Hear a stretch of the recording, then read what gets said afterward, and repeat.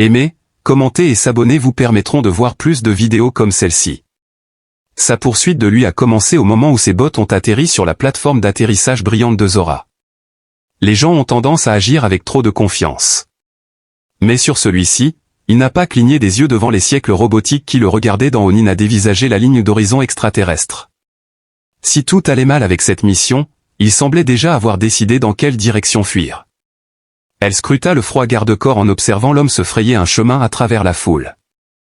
Bien qu'il soit suivi par le système central de la ville, c'était à elle de déterminer son destin. Elle briserait Karl Arrow, l'ambassadeur de la Terre et un officier du renseignement décoré, réputé pour être incassable, incompréhensible et, si l'on en croyait les rumeurs, inébranlable. Nous avions cela en tête.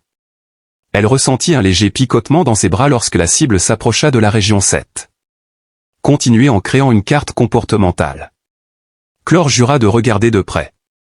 Elle glissa près de lui avant qu'il ne puisse lever la tête pour enquêter, disparaissant sur l'échafaudage au-dessus et se faufilant à travers une trappe de maintenance que personne d'autre qu'elle ne saurait exister. En quelques secondes, elle avait redirigé les flux, désactivé les identifiants et s'était positionnée à l'intérieur du cœur de surveillance du complexe, où elle s'était mise à l'observer depuis 30 points de vue différents. Sa performance impeccable la rendait nerveuse, mais elle ne pouvait pas décider ce qui était pire, son propre cœur qui battait la chamade ou son timing parfait. Fais attention. Ses besoins n'étaient pas sa priorité. C'était tout pour le jeu, chaque expression sur son visage. Non seulement cela, mais elle était la meilleure pour y jouer. Il était à la fois un soldat et un homme d'État dans son comportement et ses actions. Il a fait quelque chose de faux après que son dossier ait indiqué « engagement strictement diplomatique ». Il s'est retourné et a fixé directement la fenêtre de la tour déserte, exactement à l'endroit où elle avait été quelques minutes plus tôt. La colère de Claire s'est intensifiée. C'était évident pour lui. Sans technologie, il n'y a aucun moyen de communiquer. Elle a vérifié son espace de vie désigné à la recherche de signes de problème. Pas la moindre chose. Pas d'armement autre que le train-train habituel. Absence de transmetteur clandestin. Encore une fois, elle puisa dans sa sérénité. Profil inachevé pour la cible. Il a quelque chose à cacher. Avancer comme prévu. Tendez la main. Prendre des renseignements.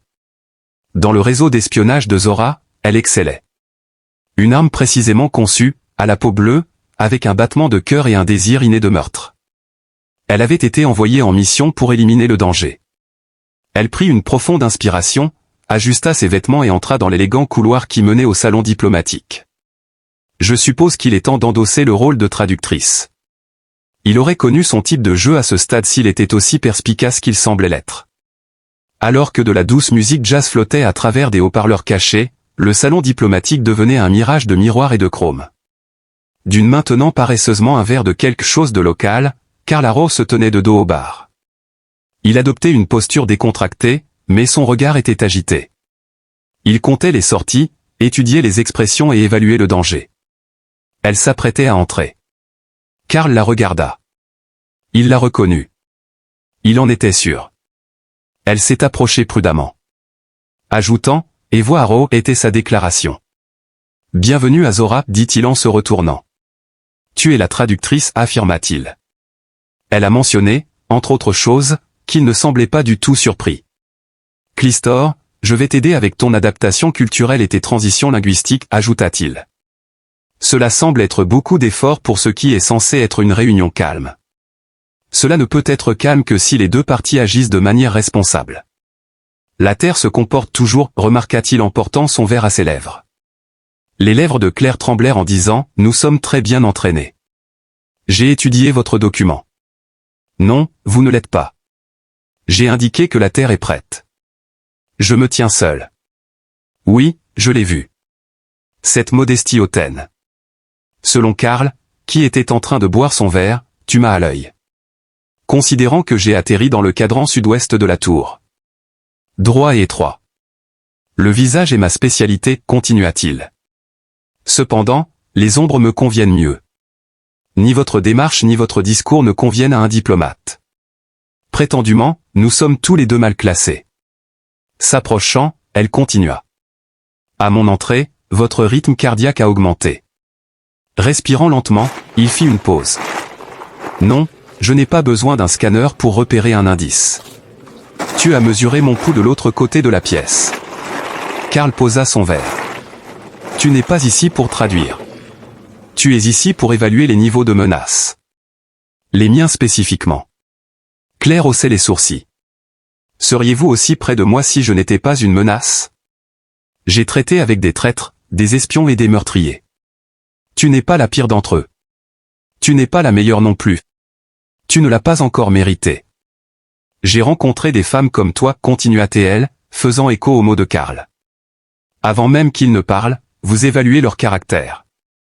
Les atouts et les passifs sont tous deux à votre vue. Pour toi, que suis-je, de toute façon?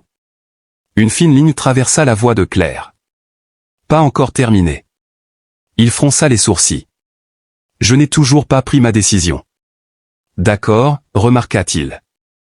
J'apprécie d'être pris pour acquis. Demain, elle a promis de te voir. Lors de l'orientation, il a demandé. Non, elle a insisté pour obtenir un second avis. Karl l'observa partir. Sa beauté était plus que cela. Quelque chose de plus brûlant que l'allure. Elle ne cherchait pas non plus à séduire ou à détourner l'attention. Elle était venue pour dominer le match. Un Clistor agité s'éveilla. Elle était maintenant à sa merci. Karl Arrow, une énigme en soi.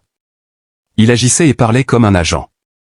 Les gens étaient les premiers êtres hautains, maladroits et bruyants qu'elle avait rencontrés, ils croyaient également que le désir pouvait être utilisé à leur avantage.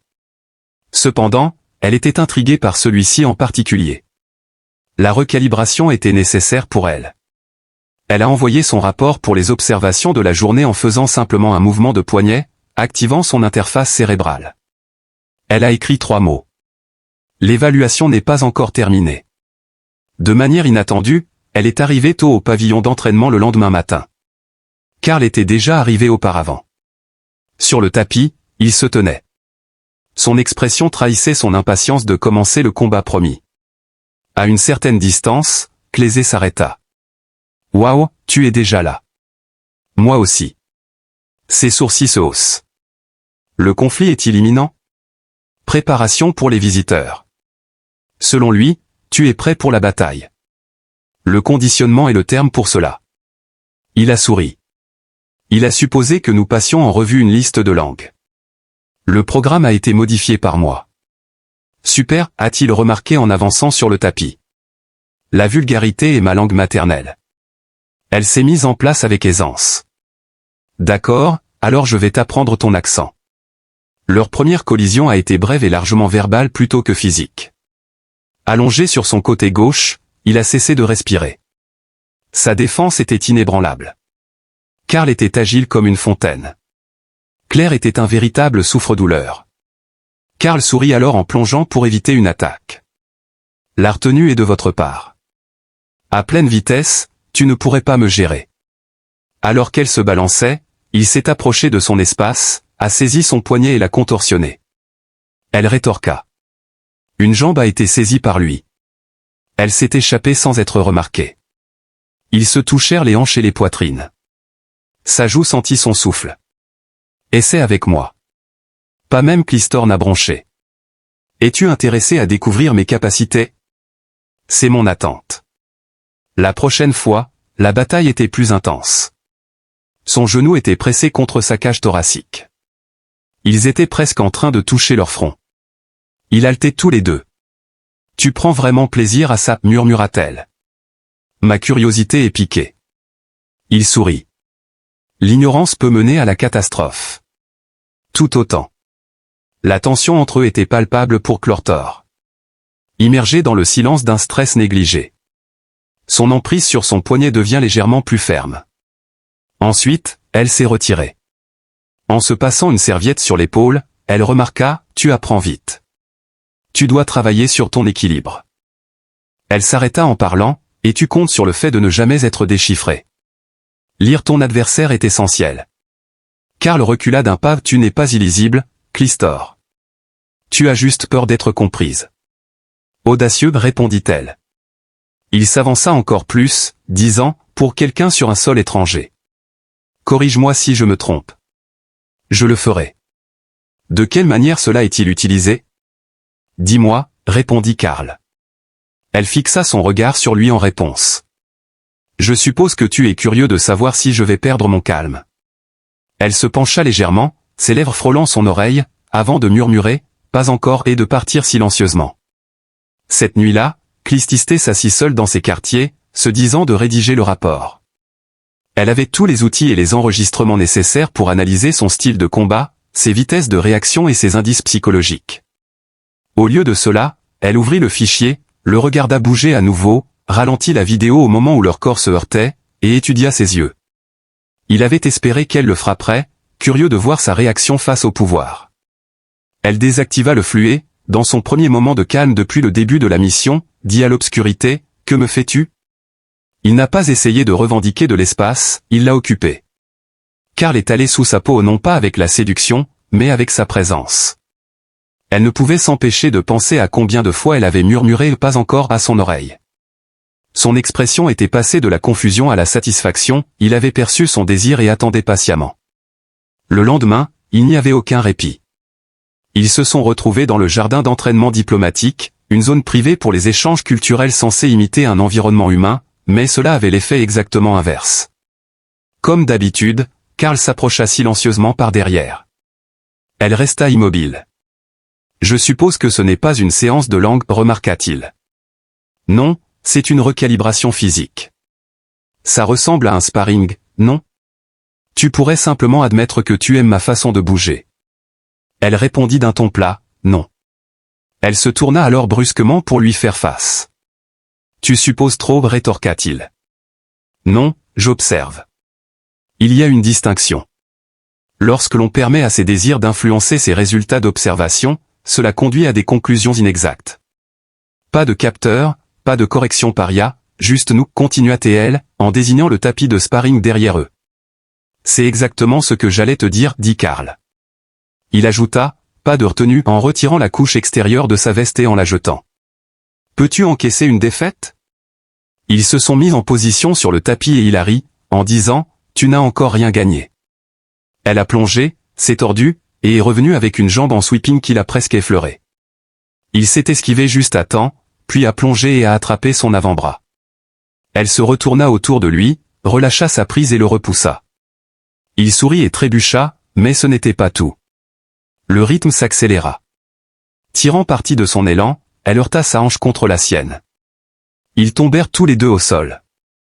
Elle atterrit sur lui, les genoux écartés de chaque côté de sa taille, sa respiration haletante, son visage à quelques centimètres du sien. Ses mains étaient maintenant figées sur ses hanches. Elle tenait son torse avec ses mains. « Souhaites-tu relâcher ta prise ?» En réponse à sa question, elle dit « non ». « Es-tu sûr ?» s'exclama-t-il. « Je sens que tu trembles » murmura-t-il. « Ce n'est pas de la peur. »« Alors, qu'est-ce que c'est ?» Je dis. « Oui. » Il confirma, mais aucun de nous ne bougea. « C'est comme ça que tu brises les gens, n'est-ce pas ?» Clistor dit, ses lèvres s'approchant dangereusement des siennes. Elle s'arrêta juste avant de continuer. « Selon Karl, je ne brise pas les gens » murmura-t-elle. Pour la première fois de sa vie, elle ne savait pas si elle voulait gagner ou se rendre en le regardant de haut. Son corps vibrait, mais ce n'était pas à cause du contact physique. « Je déteste ça » murmura-t-elle. « Non » précisa Karl. Leur silence prolongé était accompagné des mots « Tu détestes que ce ne soit pas le cas ». Elle ne glissa pas exactement de lui quand elle le fit finalement. C'était rapide. Il ne fit rien de plus que de se redresser, les genoux pliés, et de l'observer comme une tempête observe une côte. « Je te verrai au briefing du sommet » m'informa-t-elle. Craignant que quelqu'un ne te voie allongé sur moi. Craignant que tu puisses commencer à y voir une signification. Karl se leva.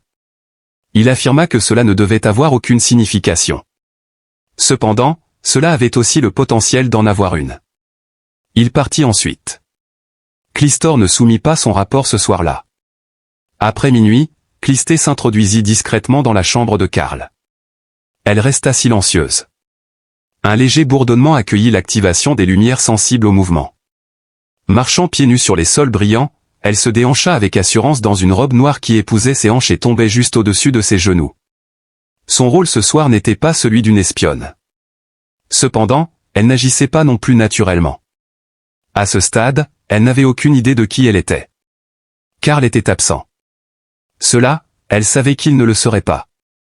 Faisant semblant de surveiller, elle avait suivi ses horaires de déplacement pendant des jours, mais cela s'était transformé en quelque chose de complètement différent. Néanmoins, elle ne pouvait s'empêcher de garder ses doigts collés au mini-projecteur numérique du bureau. Elle lui donna une seule tape. Une lumière s'éteignit sur l'écran. Une voix féminine, une interface humaine, et un code civil. C'est encore moi, Karl. Ensuite, 2 enfants coururent dans le champ, essayant de sauter dans les bras de leur père. Je leur ai dit de ne plus te déranger, mais ils ont persisté. Leur héros doit leur manquer profondément. Le cœur de Clistor s'emballa. La dame sourit. Prends soin de toi, d'accord? Ce que tu fais leur échappe. Pas du tout. Rentre chez toi en toute sécurité, ils savent que tu défends des gens innocents. Le film s'arrêta. Serrant les dents, Clistor resta immobile. Elle était déconcertée par cela. Des individus, une vie, et des racines étaient à sa portée. Il n'avait aucun intérêt à poursuivre le pouvoir. Le voilà, travaillant, soulevant des objets lourds. Approchez-vous. Découvrez. Sortez. Pas préparé à la manière dont son entraînement l'avait laissé seul dans sa chambre, regardant un message qui lui avait causé une douleur thoracique. Derrière elle, la porte s'est ouverte. Elle s'est rapidement retournée, prête à tromper ou à se battre. Mais c'était Karl. Il est entré, a fermé la porte derrière lui, puis s'est arrêté net en la voyant. Clistor se redressa. Rester jusqu'au matin n'était pas ton plan initial. Karl entra prudemment dans la pièce. Quelque chose a changé dans ma façon de penser. La voix de Clistor était basse. Les gens que tu appelles famille sont parmi vous. Oui, tu n'en as jamais parlé. Personne ne t'a jamais demandé. As-tu vraiment besoin d'être ici? Karl la fixa intensément pendant un long moment. Ensuite, il la contourna et s'assit au bord du lit. Il annonça son arrivée. Plus qu'une autre partie, indifférente à la paix, prendra la place de la terre à cette table si elle n'apparaît pas, fronça les sourcils. Crois-tu que la paix est primordiale? Pour moi, le levier est un concept clé. Elle s'approcha. Quel pouvoir de négociation possédais-je? Actuellement, Karl la regardait fixement. Moi. La première règle avait déjà été violée par elle. Reste professionnel. Maintenant, la voilà, habillée comme une civile, debout dans sa chambre à 3 heures du matin, regardant des enregistrements personnels. Tu sembles un peu contrarié, pourquoi? Militairement, demanda-t-elle. Suis-je censé l'être? J'ai envahi ton espace personnel. D'un haussement d'épaule, il évita de la regarder. Plus que cela a été envahi hier par toi. Quand tu m'as plaqué au sol, je ne t'ai pas vu t'excuser. Elle serra la mâchoire. Nous appelions cela de l'entraînement. Mon Dieu! Karl s'écria. En fait, c'était juste un petit flirt. Elle s'est avancée vers lui. Il gardait un œil sur tout.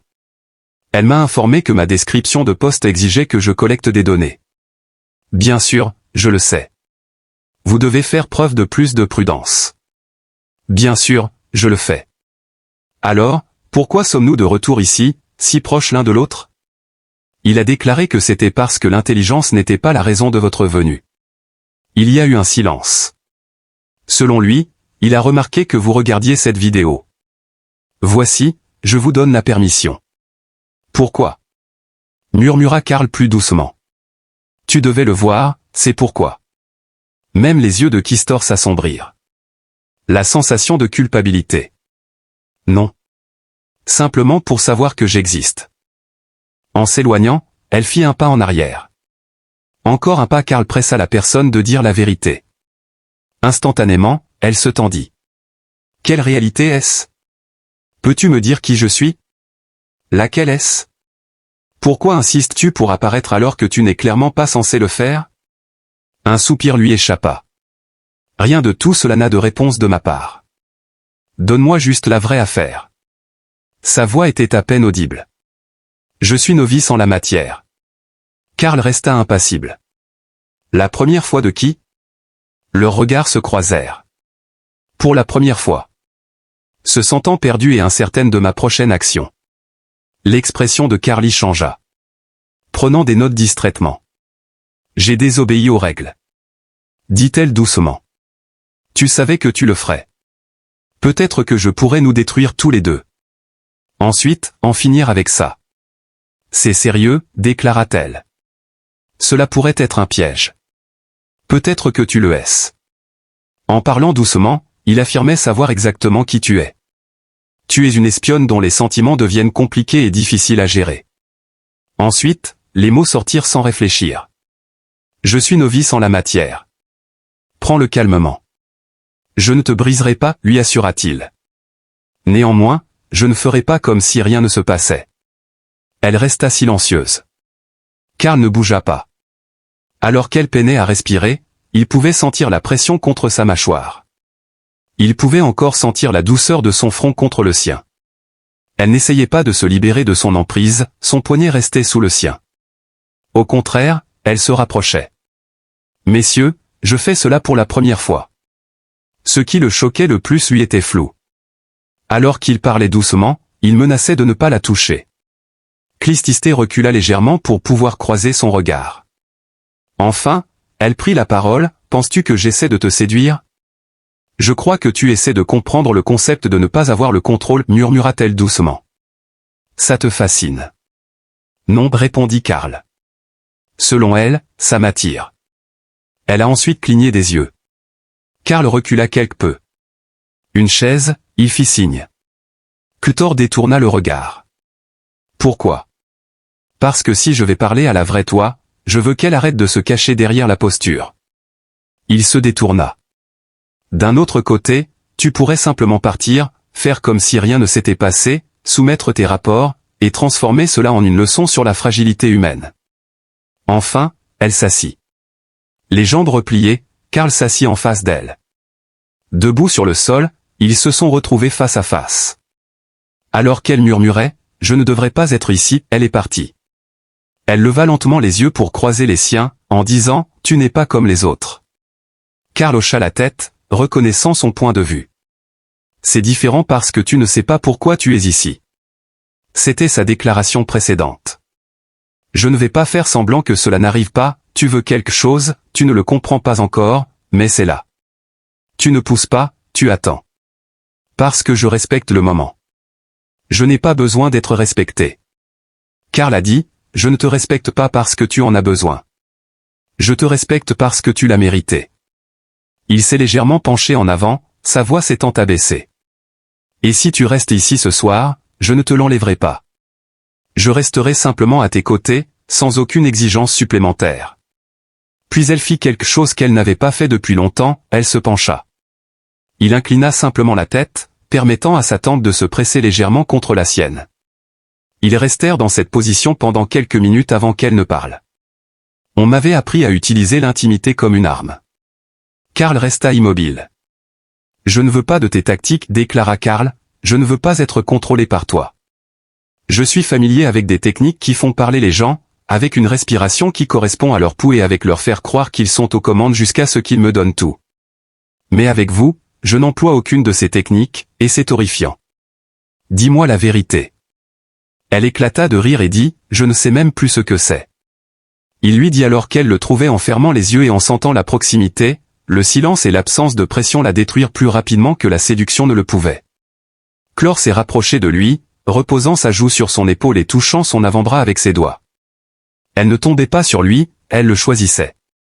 Ne parle pas, murmura-t-elle, et Karl hocha la tête une fois, alors ils s'assirent.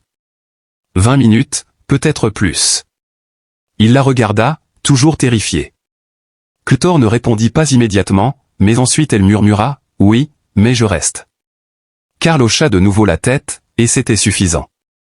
Ils ne s'embrassèrent pas, ne se déshabillèrent pas et ne commirent aucun acte imprudent. Alors qu'ils étaient allongés sur le sol, enlacés l'un l'autre, ils s'endormirent. Cela faisait des années que Clistor n'avait pas dormi à côté de quelqu'un sans arme à proximité. Quand Clistor se réveilla, elle le sentit. Elle hésita avant de bouger, sa tête reposant sur la poitrine de Karl, une jambe croisée sur la sienne et une main encore légèrement repliée contre sa chemise. Le son de son cœur pouvait être entendu.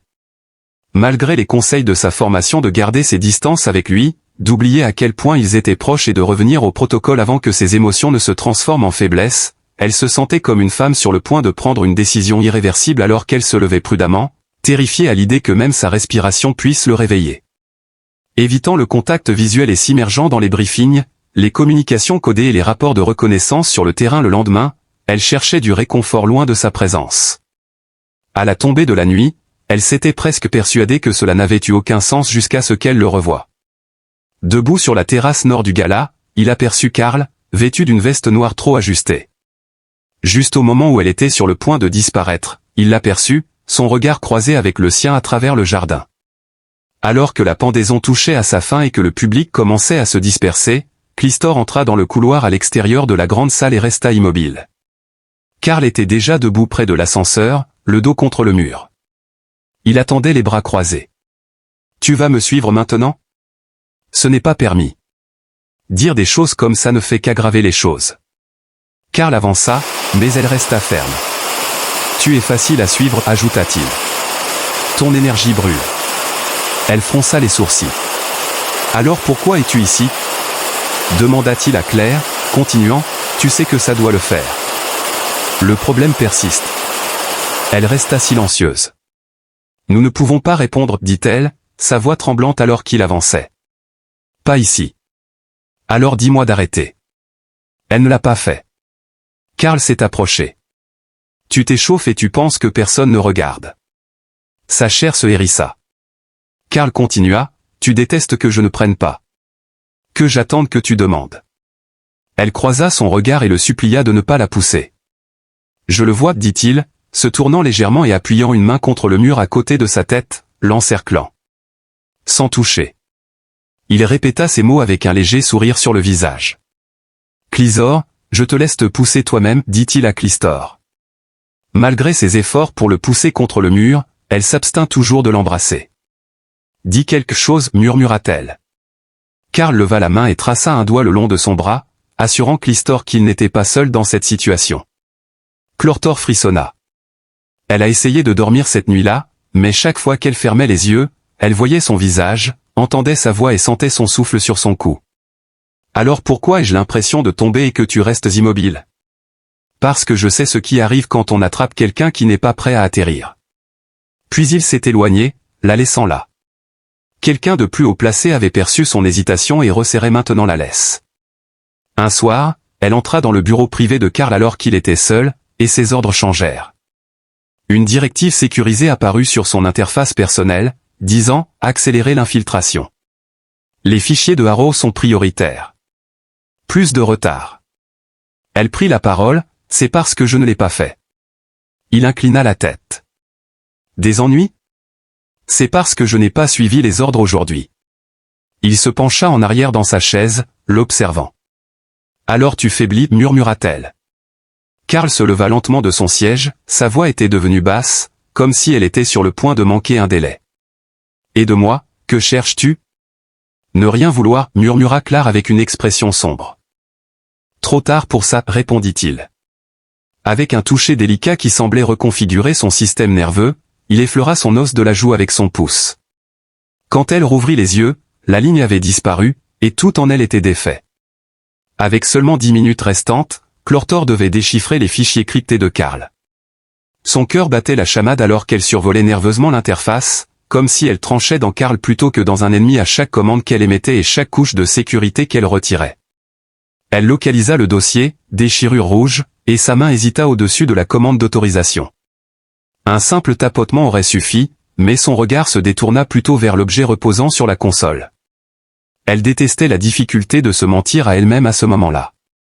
La même femme du message familial apparut dans un petit cadre glitché dans le coin, aux côtés du partenaire de Carl et de leurs 2 enfants. L'un des enfants avait dessiné quelque chose sur le côté de la chemise de Carl avec un marqueur, et Carl avait un sourire sincère sur son visage dans le cadre. Clistor ferma rapidement la console, réinitialisa l'interface et effaça les journaux. Elle se retourna même pour partir, seulement pour le trouver debout dans l'embrasure de la porte. Il entra, ferma la porte derrière lui, et Clistor resta immobile. Il la regarda, puis la console, et de nouveau elle. Enfin, il posa la question qui la rendit mal à l'aise, « Combien de temps ?» Sans élever la voix. La femme prit une seule respiration. Depuis le début hocha-t-il la tête. Donc tout était faux. Non, dit-elle rapidement. Alors dis-moi ce que c'était. Clistor avala difficilement. Cela a commencé comme une mission et maintenant je ne sais plus. Les yeux de Karl se plissèrent. Tu as accédé à mes dossiers. Je ne les ai pas volés. Tu y as accédé. Sa gorge était irritée. J'ai essayé de réprimer mes sentiments. Karl l'interrompit, disant, tu n'as pas le droit de prononcer mon nom comme ça. Pas ce soir. Elle resta immobile alors qu'il continuait, je te faisais confiance. Je t'ai laissé entrer. Je n'avais pas prévu que cela arrive. La voix de Karl se brisa en répétant, tu as tout planifié. Karl n'avait jamais rien fait de tel auparavant. Alors que Karl se penchait pour regarder de plus près, il dit, je devrais vous dénoncer. Tu es une violation, un espion. Tu es venu ici pour démanteler tout ce que nous construisons. Je sais. Elle chuchota, je ne suis pas tombée amoureuse. L'expression de Karl passa de la colère à la déception. Je devrais te détester, murmura Karl, sa prise se resserrant sur son collet alors qu'il la rapprochait. Clistor répondit, alors fais-le. Malgré son silence, Karl continua de fixer ses lèvres. Trop tard, dit-il en plantant un baiser sur ses lèvres. Une étreinte qui en disait long, je sais ce que tu es, et je te veux quand même. Son bras l'enveloppa autour de la taille, la soulevant de ses pieds et la pressant violemment contre la console. Elle baissa la tête alors que sa mâchoire descendait le long de son cou, ses doigts s'agrippant à ses cheveux, ses ongles s'enfonçant dans ses épaules à travers sa veste. Je déteste te désirer, elle haleta, sa voix noyée sous son grognement. C'est toi qui as commencé, il grogna. Il la tira sur la console et dit, tu m'as laissé faire. Il s'arrêta brièvement pour regarder son visage, mais elle ne résista ni ne s'opposa, il continua à la tenir fermement, et il finit par dire, que se passe-t-il maintenant? Alors que l'air était lourd et que son corps vibrait encore du souvenir de son contact, ils s'assirent sur le sol. Tu n'as pas copié les données. La réponse de Claire était rauque. Tout ce que nous ne pouvons pas gérer. Non, mais tu allais le faire. Moi aussi. Karl soupira doucement. Kister jeta un coup d'œil à la porte et dit, maintenant, je dois décider si je suis toujours leur arme ou ton allié. Karl évita de la regarder, mais il dit, j'attendrai ta réponse. Le silence tomba sur la tour de données Iréan alors que Clesté se tenait dans la salle de commandement, les bras croisés sur la poitrine, le dos droit comme une flèche. La voix de son supérieur résonna dans son esprit, disant, vos mises à jour ont cessé. Votre proximité avec l'humain a dépassé la tolérance opérationnelle. Expliquez. Elle choisit de ne pas répondre car elle avait essayé de se préparer mentalement à cela, en jouant chaque issue possible des centaines de fois, le garder près d'elle, extraire ce dont elle avait besoin, puis disparaître avant que cela ne signifie quoi que ce soit. Le focus de la mission a changé de l'intelligence au choix personnel, et elle l'a découvert précisément là où elle espérait qu'il ne serait pas debout devant le Conseil diplomatique central au milieu d'un briefing avec les délégués de la défense de la Terre après un briefing du haut commandement qui avait été bref, vous avez un cycle pour obtenir des résultats ou être considérée comme compromise. C'était la première fois dans sa carrière et sa vie qu'elle avait voulu ne pas terminer une mission. La femme frappa à la porte de Karl cette nuit-là, et sans dire un mot, il l'ouvrit. Clistor, vêtu de vêtements civils, se tenait là et la laissa entrer. La porte se ferma derrière eux avec un léger sifflement, et elle dit que la lumière s'estompa automatiquement. Leurs yeux se croisèrent à travers la pièce, et en cette fraction de seconde de communication silencieuse, ils comprirent tous les deux que le temps était écoulé. Karl haussait un sourcil de désapprobation. À cause de moi, à cause de ce que je ressens, dit-il. Alors, que se passe-t-il maintenant? Demanda-t-il. Je retourne, je fais face aux accusations, suppression de mon grade, réaffectation d'identité, ou je fais défection et je suis traqué. Elle hocha la tête en signe d'accord, et Karl s'approcha d'elle, demandant, veux-tu rester? En réponse, elle le regarda avec une expression interrogative. Nous atteignons les tunnels. Nous disparaissons avant que l'une ou l'autre de nos factions ne puisse nous assassiner pour nos actes.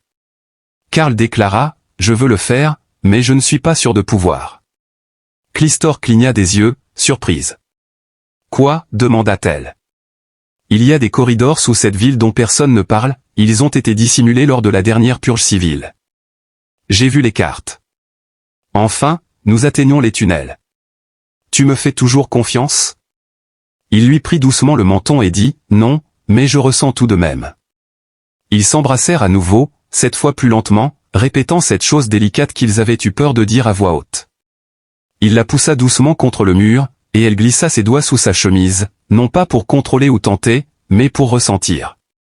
Ils étaient respectueux en caressant sa taille, comme si elle n'était pas une arme mais une option, leur passion était palpable, mais ils ne la précipitaient jamais.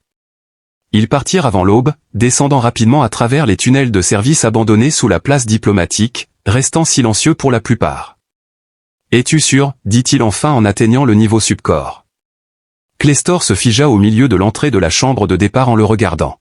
« Non, murmura-t-elle, mais je te choisis quand même. » Karl déposa un baiser sur ses lèvres comme une promesse. Il n'allait pas très loin avant que l'alerte ne retentisse, provoquant une explosion soudaine de lumière et de son, suivie par elle. Cliftor se plaça devant Karl et dit « Je refuse de te le laisser prendre. »« Tu ne le protèges pas. » Velra a répliqué et a dit « Tu nous trahis. » Karl s'est placé à ses côtés. Elle a pris une décision. Elle avait tort. Velstra, l'ancienne manipulatrice de Clistor, était grande et impitoyable. Après cela, Velstra a donné une réponse glaciale à Clistor avant de se tourner vers Karl. Si elle le tuait maintenant, il pourrait prétendre qu'elle l'avait manipulé tout le temps. Karl est resté figé sur place alors qu'elle tendait la main et saisissait la sienne. Velstra a ensuite brandi son arme, s'est jeté en avant, a fait tomber le blaster de ses mains, et les deux se sont écrasés violemment contre le mur. Kister se tenait au-dessus du corps immobile de Vel, la poitrine se soulevant et une main saignant de la bataille. Des années d'entraînement mutuel avaient éclaté en violence, et Karl avait mieux compris que d'intervenir. Le combat était féroce, avec des coups de pied, des blocages et des coudes. Debout à côté d'elle, Karl posa un mouchoir sur sa paume et demanda « Ça va ?» Alors, que se passe-t-il ensuite demanda-t-il. « Non, je ne sais pas, répondit-elle. Alors, mais je ne le regrette pas. » Avec le dernier couloir derrière eux, ils s'évanouirent dans la distance, l'alerte clignotant toujours. Des jours plus tard, ils émergèrent dans une zone neutre au cœur des régions extérieures de Zora. La voix de Clortor était réduite au silence. « Moi non plus, mais tu es toujours là, répondit-elle alors que Karl se penchait sur elle, leurs doigts s'entrelaçant. « Je le serai jusqu'à ce que tu me dises de ne plus l'être, ajouta-t-elle en posant sa tête sur son épaule et en ressentant la chaleur de sa peau contre la sienne. Le poids de sa décision lui semblait plus lourd que tout ce qu'elle avait jamais porté. Pendant 2 cycles complets, ils restèrent cachés. Le repère était un simple bunker en métal taillé dans la colline au-dessus d'un bassin d'eau gelée. Karl avait pris les coordonnées d'une base de données d'opérations obsolètes il y a des années, sans savoir à quoi il les utiliserait maintenant. Ce n'était pas grand-chose. Bien qu'il n'y ait que le strict minimum, un lit, une table et de l'électricité pour les nécessités et l'endroit était paisible et sécurisé, il n'y avait aucun signal terrestre, aucun éclaireur orient, et Clortor s'était rapidement adapté. Karl remarqua qu'elle avait arpenté la pièce comme si elle s'attendait à une intrusion, mais aucune ne s'était matérialisée. Ses instincts ne s'étaient pas éteints, peut-être ne s'éteindraient-ils jamais. Il s'occupait de la cuisine et du ménage, et il lui laissait de l'espace. « Tu ne les as jamais utilisés ?» murmura-t-elle enfin, brisant le silence. Karl leva les yeux de l'appareil tranquille qu'il avait discrètement déconnecté. « Utiliser qui ?» Elle a demandé. Ils dormaient proches, mais sans se toucher. La passion entre eux demeurait. « C'est ta famille qui est impliquée ?» demanda-t-il, son expression changeant alors qu'il clignait des yeux. « Quoi ? Le film, les messages, votre descendance, votre conjoint sur cette planète. »